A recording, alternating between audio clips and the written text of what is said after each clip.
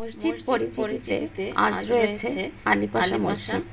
এটি মেসিডোনিয়া শহরের মেসিডোনিয়ায় নির্মিত হয় 1573 সুলাইমান পাশার উদ্যোগে মসজিদটি পুরানো বাজারে অবস্থিত শহরের প্রধান মসজিদ।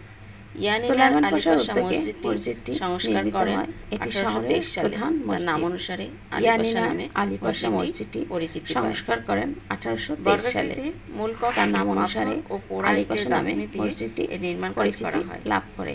সবাই 2015 আলিপাশা নাম হিসেবে এটাকে এর সংস্কার করা হয়।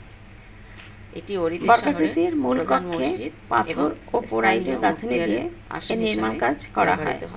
2015 পর্যটকগণ যারা সর্বশেষ 2019 সালে মসজিদটি সংস্কার করা হয়। মুসলমানদের জন্য এটি খুবই প্রিয় একটি স্থান।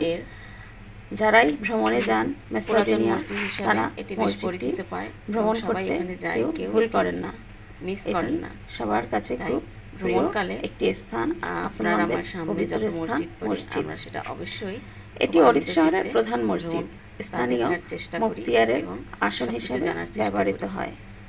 তাই মেসিডোনিয়া যারাই ভ্রমণে যাবেন তাদের সবার প্রতি অনুরোধ থাকবে এই অতি পুরাতন প্রাচীন মসজিদটি আপনারা অবশ্যই ভ্রমণ করবেন। আল্লাহ হাফেজ।